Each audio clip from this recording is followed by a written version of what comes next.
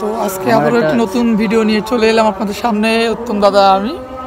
তো আমরা আজকে যাচ্ছি হরিদাস ঠাকুরের জন্মভিটা। এটি হচ্ছে কলোরাডো থানার একেবারে শেষ প্রান্ত, অর্থাৎ ইন্ডিয়ার বর্ডারের সোনা নদী দেখা যাবে।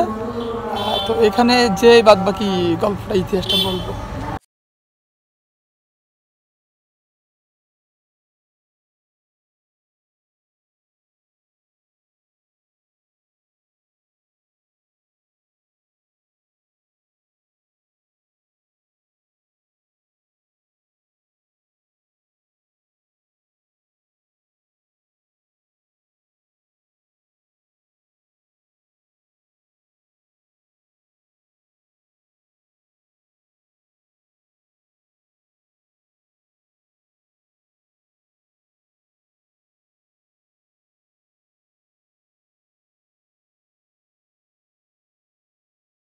তো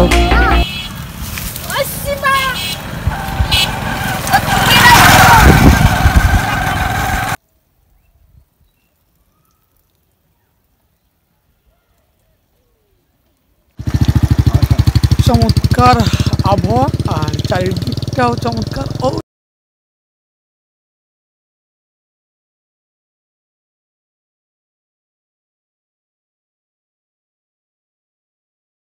দেখছেন, এই রাস্তা সম্পর্কে একটু জানাই। এইটার সলিংটা আসলে কত বছর আগে হয়েছে কেউ বলতে পারে না, একেবারে জরাজীর্ণ অবস্থা। তারপরেও কিন্তু মানুষকে বাধ্য হয়ে যাওয়া আসা করতে হয় এই একটা রাস্তা দিয়েই। তো বাদ বাকি কথা ওখানে যেয়ে হবে।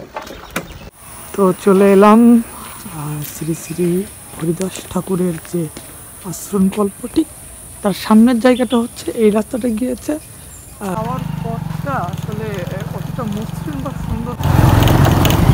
তো ফাইনালি আমরা কিন্তু একেবারেই কাছাকাছি চলে এসেছি এবং এই বাবা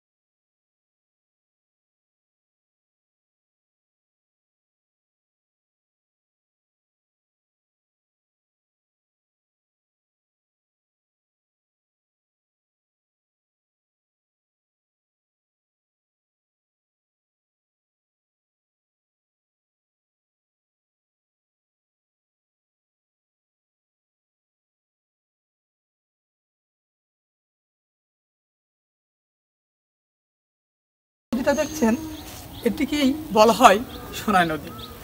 তো এই নদী সম্পর্কে আপনাদেরকে অনেক অজানা তথ্য জানাবো এই জায়গা সম্পর্কে অজানা গল্প।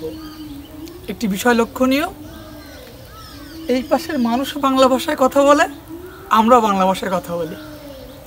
দুটি দেশকে বিভক্ত করেছে এই যে নদীটি দেখছেন, এই নদীটি। এক সময় এই নদীতে মানুষ এপার থেকে ওপারে যাওয়া আসা করতে পারত। এমন হয়েছে যে বাজার করতে ওপারে গিয়েছে, আবার ওপারের লোক এই পাশে কাজ করতে এসেছে বা বাজার করতে এসেছে। খুব আত্মীয় স্বজনে যাওয়া আসা হতো, এখন সেটা হচ্ছে গল্প বা অতীত। তো এই ধরনের নানান ধরনের মজার গল্প রয়েছে, জানাবো এই ভিডিওতে, আমাদের সাথেই থাকুন।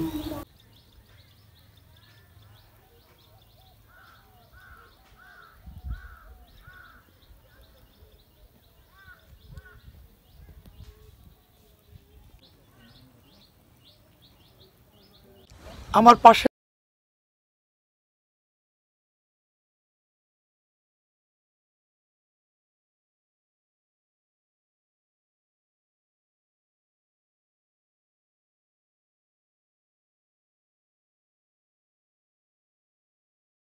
আমরা বাংলাদেশি, এটি হচ্ছে পার্থক্য।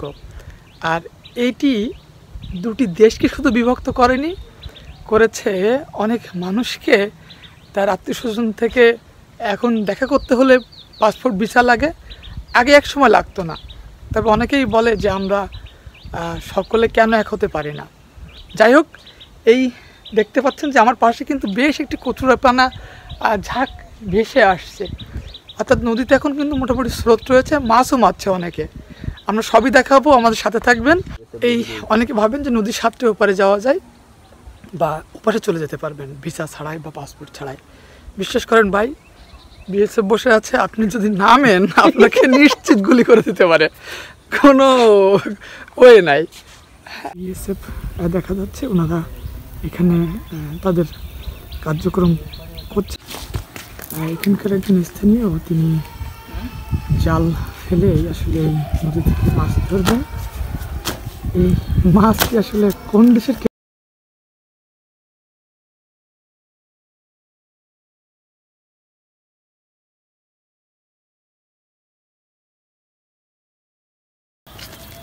জালটি তিনি আস্তে আস্তে উপরের দিকে উঠাচ্ছেন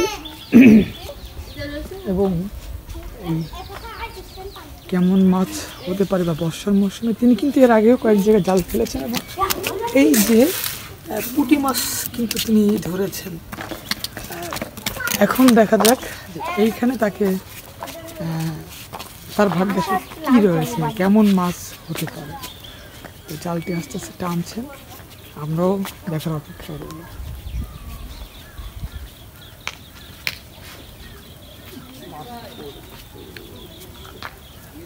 এই তো আসেন। হ্যাঁ হ্যাঁ, জালটি আসলে গোটানো হচ্ছে আস্তে আস্তে, দেখা যাক। মনে হচ্ছে কিছু পুঁটি মাছ তো দেখা যাচ্ছে, মনে হয় অন্য কোনো মাছ আছে কি না জালে।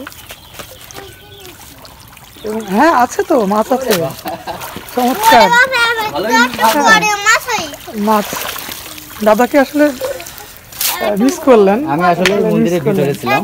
এই যে মাছ, ওরে বাবা, ও বাবা, টালা মাছ, টালা মাছ নাই, রুই রাখো, রুই মাছ, রুই মাছ, এবং এই রুই মাছের বাচ্চা, রুই মাছের বাড়িতে টালা মাছ, রুই মাছের বাচ্চা, পুঁটি মাছ। ওইটা, ওইটা, ওই মাছ পারু কি? আরো কিনি বের করবো এগুলো পুঁটি মাছ। এই মাছ ধরা দেখতে কিন্তু ইতিমধ্যে অনেক দর্শক চলে এসেছে এবং কচি কাছে দর্শক মাছ ধরা দেখতে এসছে। একটা বিষয় লক্ষণীয়, আমার পাশে এই যে ভাই, উনি মাছ ধরলেন, উনি বাংলাদেশি। আর ঠিক আমার পিছনের একেবারে ওই কাছাকাছি একজন ভাই, তিনি মাছ মারার জন্য প্রস্তুতি নিচ্ছেন। দুজনেই কিন্তু এই নদী থেকে মাছ মারছেন, কিন্তু বিষয় হচ্ছে দুজন দুই দেশের মানুষ। মাছেরা কোন দেশের এটা কেউ বলতে পারবে না, তো মাছ কোন দেশের কেউ জানে না, মাছ ধরতে পারবে। পরিবেশটা ভালো ছিল ভাই, এখন তো লাইন খারাপ, এখন আর যাওয়া আসা হয় না, আর যাই বাড়ি হলেও যাওয়া যায় না। আত্মীয় স্বজন আছে ওপরে? হ্যাঁ, আছে না? এখন যাওয়া আসা টোটাল বন্ধ, একদম টোটাল বন্ধ। এখন এই মাছ ধরতে দেয় ওই পাশে যে? না না, এখন আর দেয় না, না আগে দিত। আচ্ছা, একটা ঘটনা বলেন তো, আসলে কখনো কি আপনার সামনে গুলি গালা হয়েছে? গুলি হয়েছিল তো, কত তো হয়েছিল এখান থেকে, মনে হয় কয়েক বছর আগে গুলি হয়েছিল। সেই গল্পটা কি একটু বলেন তো। কি বলো বলো বলেন, ওই হুমসি গেল বিলাকে মার্কেল আসছিল, গুলি করছিল, এই আর মালটা গিয়েছিল নাকি কেউ? সে বহুত আগে, সে তোমার আগে ছিল। আপনি দেখেছিলেন? শর্ট হ্যাঁ সে বহু সময় তোর ছবি এখন ইচ্ছা করেন ওখানে যেতে? না না ভাই ও জীবনের ভয়তে কে পরিবেশন নেই ওই জিওরে ছবি জানার মতো পরিবেশন নেই ওর মাথা কিন্তু বর্ডার খুবই কড়া, স্থানীয়রা বলছেন খুবই কড়া বর্ডার, এবং বিএসএফ চতুর্পাশে একেবারে কড়া ডিউটি করছে বলে তারা কিন্তু আমাদেরকে জানিয়েছেন। তো আমরা আসলে মাছ ধরায় ফিরে যাব আবার। দেখা যাক এবার কি মাছ ওঠে, অর্থাৎ তৃতীয়বারের মতো তিনি জাল ফেললেন। হরিদাস ঠাকুরের এই যে জন্মভিটা এসে বুঝবুড়ি করছি এমন মাছ ধরা দেখতে পারবো বর্ষাকালে, সেটি কিন্তু ইয়ে যা দেখছি এবার খপনে কিন্তু খপনে মাছ- যেভাবে মাছ আমি এখন যে জায়গাটিতে বসে রয়েছি এটি হচ্ছে আরেকটি ঘাট। এই ঘাটের যে পানি দেখতে পাচ্ছেন, এই পানিটা কোন দেশটি এসেছে কেউ বলতে পারে না। আবার এই যে পানির মাছ সেটি কোন দেশ থেকে আসছে কেউ বলতে পারে না। তবে শুধুমাত্র বর্ডার আমার যেটা মনে হয় মানুষ পারাপারের জন্য এই অবস্থা। আর একটা বিষয় হচ্ছে এই বর্তমান বর্ডার খুবই কড়া এবং প্রচুর পরিমাণে ডিউটি করছেন, দিয়েছে আমাদের চোখে পড়ছেন বারবার। আর মূল বিষয়টা হচ্ছে এই বর্ষার মৌসুমে প্রচুর পানি হয়, স্থানীয়রা তারা মাছ মারে। একটা সময় ছিল তারা গল্প করলেন, তারা হাঁটতে হাঁটতে ওপারে যেত, ওপারে মানুষ এপারে আসতো। অনেকের আত্মীয় স্বজন আছে, তাদের সাথে দেখা করতে গেলে এখন তাদের আগে পাসপোর্ট করতে হবে, ভিসা করতে হবে, নির্দিষ্ট সময়ের জন্য তাদেরকে যেতে হবে এবং ফিরে আসতে হবে। এটি হচ্ছে দুই দেশের অবস্থা। আর এই জায়গাতে এসে একটা জিনিস খুব ভালো লাগলো যে না, খুব চমৎকার মনোরম একটি পরিবেশ, ঠান্ডা ঠান্ডা ভাব, ভালো লেগেছে আমার কাছে। আপনিও ঘুরে যেতে পারেন হরিদাস ঠাকুরের এই জন্মভিটা থেকে।